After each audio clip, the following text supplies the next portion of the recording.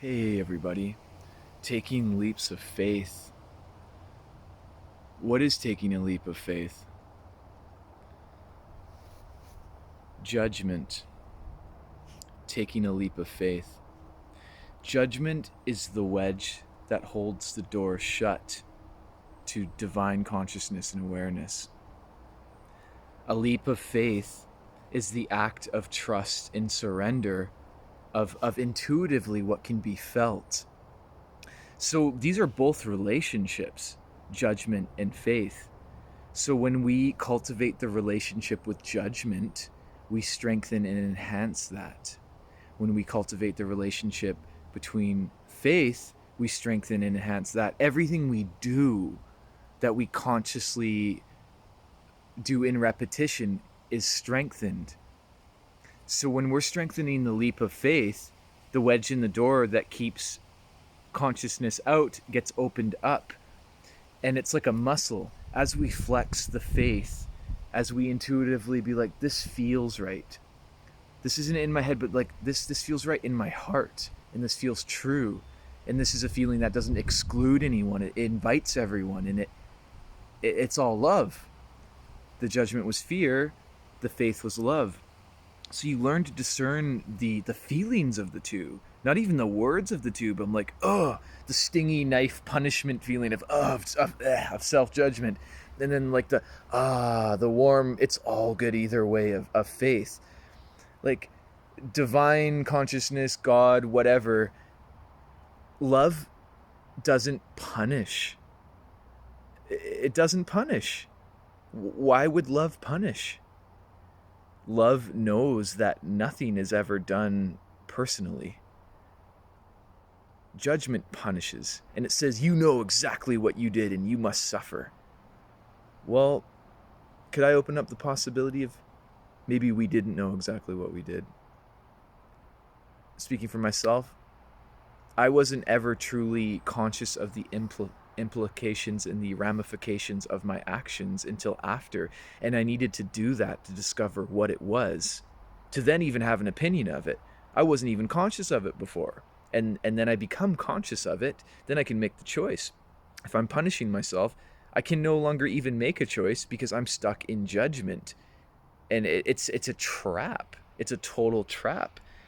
As you begin to see the results of stepping out of judgment, because you see it's an illusion, it's only you telling yourself a story.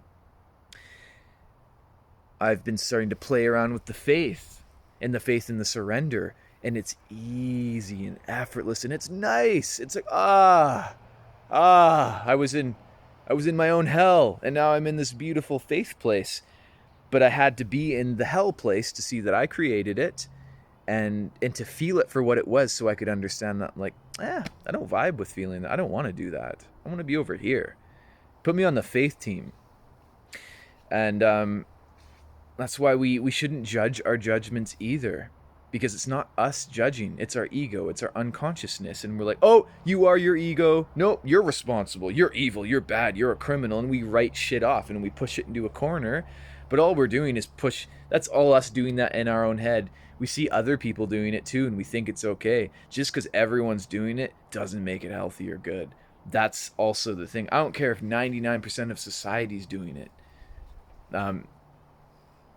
You have to hold open to the possibility that what we're doing collectively might not be good either, but we have to do it while we're there. And we have to do what we need to do individually while we're there until we learn to not do that. And if we didn't go through that process, nothing would ever change. We'd be sitting there like, rah, like paralyzed. So taking the leap of faith within yourself, and that muscle gets stronger, the door creaks open a little bit more, the wedge starts to dissolve, and you're like, this is undeniable proof. This is a breakthrough. I cannot deny this any longer.